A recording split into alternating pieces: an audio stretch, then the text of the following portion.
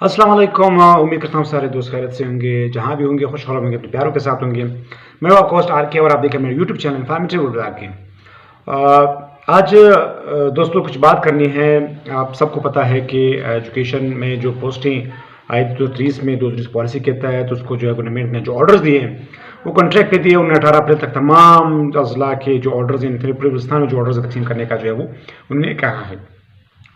अभी इस वक्त केस भी चल रहा है। 9 तारीख को पहली पेशी थी, अगली पेशी जो 30 तारीख को दी गई है और तमाम तरीके को जो नोटिस है वो जारी हो चुके हैं, जिनमें से स्केट एजुकेशन है, डायरेक्ट एजुकेशन है और बाकी जो कंसर्न हो गए। आज सेंट्रल कमेटी का तमाम सदूर का जो इजलास है वो क्वाइटा में मुनक्किद हुआ है और अभी भी जारी है। उसमें फैसला किया जाए कि गवर्नमेंट ऑर्डर्स लेने हैं या नहीं लेने। बहरहाल जहाँ तक मेरी अदना सी राय हैं कि गवर्नमेंट ने हमें एक क्रिटिकल सिचुएशन में डाल दी। सिचुएशन ये है कि उन्होंने 18 अप्रैल तक का तारीख दिया है कि ऑर्डर सब सारे डिस्ट्रिक्ट को दिए जाएंगे। आज 12 तारीख है, मतलब इन 6 डेज के अंदर तमाम डिस्ट्रिक्ट के जो ऑर्डर्स है वो दिए जाएंगे। अभी कैंडिडेट्स ऑफ विकल्प गादर वालों ने जो ऑर्डर्स उठा लिए मजबूरन उनको उठाने पड़े, क्योंकि वहाँ पे लिखा गया है कि अगर विदिन 15 दिन आप ऑर्डर्स नहीं उठाए तो इट मीन्स कि आप जो है आपका जो ऑर्डर्स है वो कैंसिल हो जाएगा और वो ख़त्म होगा। तो 15 डे एक्सपायरी डेट भी है उनका। टर्म्स कंडीशन आपने देखिए, टर्म्स एंड कंडीशन में थोड़ा सा इधर उधर। टर्म्स एंड कंडीशन में 24 पॉलिसी का जिक्र नहीं है। टर्म्स एंड कंडीशन में जो है कॉन्ट्रैक्ट का जिक्र है लेकिन पॉलिसी का जिक्र नहीं है। अभी गवर्नमेंट ने टैक्स यूज़ किए हैं, क्योंकि गवर्नमेंट भी अदालत से जाहिर सी बात अदालत से परेशान होती है। भले हमारा अदालती निज़ाम थोड़ा सा कमज़ोर है लेकिन अदालत है, वहाँ पे उनको जवाबदेह होना पड़ता है।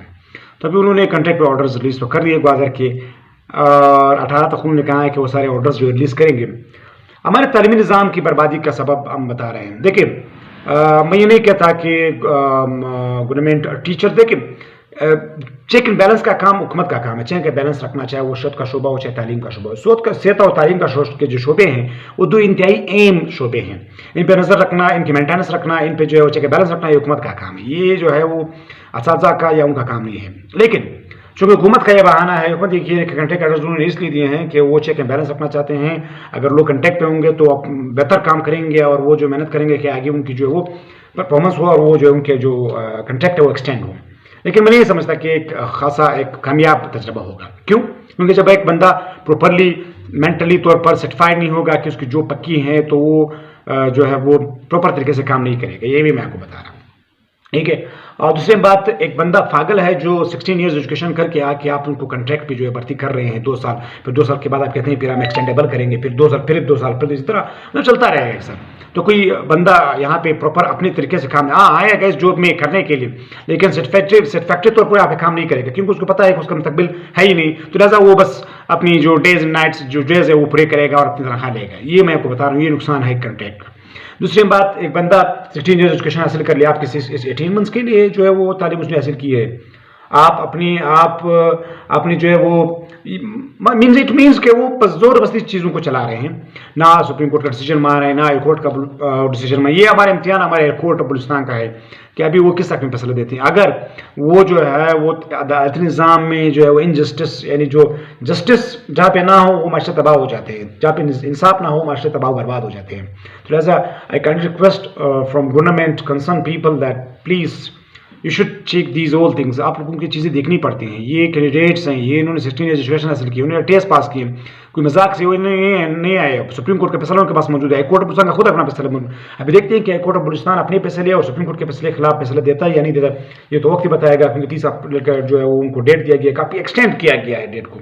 वरना तो एक अर्जेंट पेशियाँ हैं, अर्जेंट केस हैं, अर्जेंट सोल्व कर ले, इतना केस है भी नहीं। कॉन्ट्रैक्ट परमानेंट का मामला है, 2 पेशियों में कॉल किया जा सकता है, लेकिन आई डोंट थिंक सो कि उन्होंने इतना लंबा डेट क्यों लिया हुआ है। दूसरी बात ये है कि सेंट्रल कमेटी आज वाजे करेगी कि उन्हें ऑर्डर्स लेने हैं या नहीं लेने। तो ये डिपेंड सेंट्रल कमेटी पे होता है। जहाँ तक मेरी राय है, कंट्री सवाल से परेशान ना हो, क्योंकि स्टाम्प पेपर लिखवाया जाएगा, ये वो चीज़ें। स्टाम्प पेपर का जिक्र टर्म्स कंडीशन में स्टाम्प पेपर का जिक्र नहीं है। हाँ, ये जिक्र है कि वो मतलब कोई वो नहीं करेगा आगे चल के जो है वो, लेकिन ये जिक्र नहीं है कि वो जो है वो बॉन्ड होगा। तो स्टाम्प पेपर से परेशान हो। स्टाम्प पेपर मुख्तलिफ जगहों पे आपसे लिखवाए जाते हैं, लेकिन जब अदालत में आपकी अपनी जो चीज़ें समझाई जाती है, स्टाम्प पेपर को ये कागज़ है आपसे लिखवा दिया, बस जोर भी आपसे लिखवा सकते हैं हम लोग। तो ये जोर मजबूरी में आपसे लिखवाया जा रही है। स्टाम्प पेपर जो आप लिखेंगे, हम सब लिखेंगे, स्टाम्प पेपर हम मजबूरी में लिखवा रहे हैं, कोई मजे से तो नहीं लिखवा रहे हैं। तो लिहाजा इसके खिलाफ इंशाअल्लाह ताला को परेशान ना हो, हमारे सेंटर कमेटी लगी हुई है, इससे हमारा मशवरे कर रही हैं। अल्लाह मेज़बान साहब जब प्रोसेस को पहुँचा दें इंशाअल्लाह परमानेंट ऑर्डर्स भी इनका बाप भी देगा।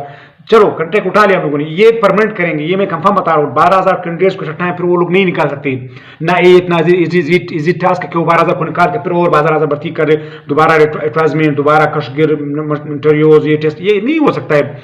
यही पोस्टें इंशाल्लाह परमानेंट होंगी, ये मुझे लिख के ले ली इंशाल्लाह। 12,000 कैंडिडेट्स लगाना और फिर उनको वापस निकालना, ये कोई जो है आम सा काम नहीं है। तो इंशाल्लाह कैंडिडेट्स इस वजह से परेशान ना हो। तो ये आज की अपडेट थी, मुझे जो कुछ बातें तो वो थी, लेकिन वीडियो थोड़ा सा लंबा होगा, फिर आप लोगों के लिए देखना मुश्किल होगा। तो अगली वीडियो में सारी चीज़ें मजीद डिस्कस करूंगा। तो आज की अपडेट थी, मुझे कमेंट सेक्शन